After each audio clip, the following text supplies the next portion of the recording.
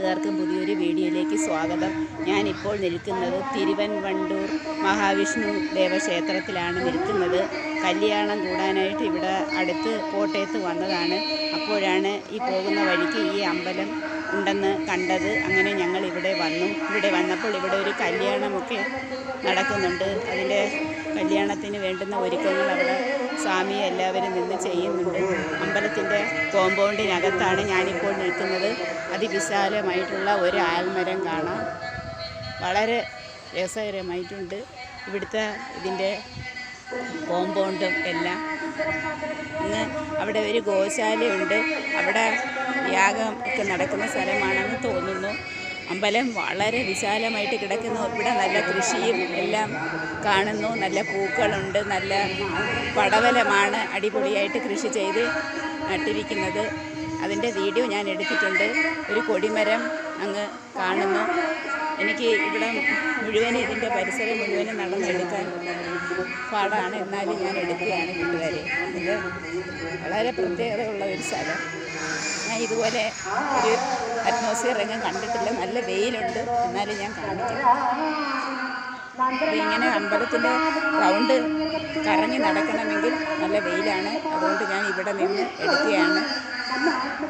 അവിടെ പൂക്കളെ കൊണ്ടും എല്ലാം അലങ്കരിച്ച് ഒരു പന്തലും ഇട്ടിട്ടുണ്ട്. കല്യാണ ആവശ്യത്തിന് വേണ്ടിയാണ്. തിരുവൻവണ്ടൂർ ക്ഷേത്രമാണ് മഹാവിഷ്ണു ക്ഷേത്രം. ഇവിടെ സ്റ്റേജിലായിട്ട് വായനയും ലേഡീസിൻ്റെ പ്രാർത്ഥനയും ഒക്കെ നടക്കുന്നുണ്ട്. അങ്ങ് സ്റ്റേജിലായിട്ട് ദൂരെ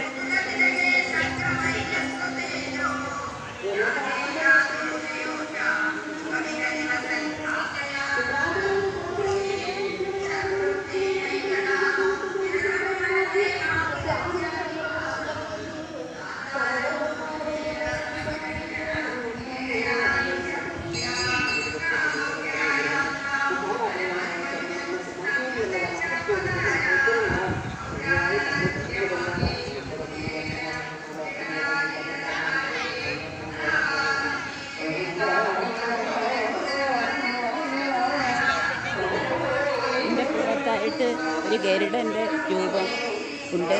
അത് കാണേണ്ടുന്ന ഒരു കാഴ്ചയാണ്.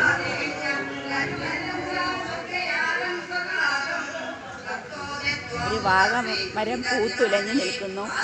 ഇതിൻ്റെ മുകളിൽ അമ്പലത്തിൻ്റെ പണികൾ നടക്കുന്നുണ്ട്. പണിക്കാർ മുകളിൽ നിന്ന് പണികൾ ചെയ്യുന്നു.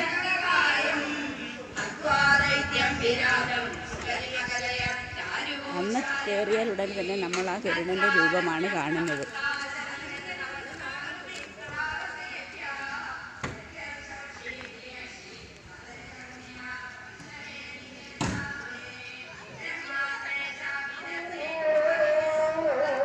കൂട്ടുകാരെ, വളരെ മനോഹരമായിട്ട് കൊത്തുപണികളാൽ അലങ്കരിച്ച് തയ്യാറാക്കിയ ഒരു സുന്ദര രൂപമാണ് വന്ന് കയറുമ്പോൾ തന്നെ കാണുന്നത്. അമ്പലത്തിൻ്റെ പ്രവേശന കവാടമാണ് ഈ കാണുന്നത് കൂട്ടുകാരെ.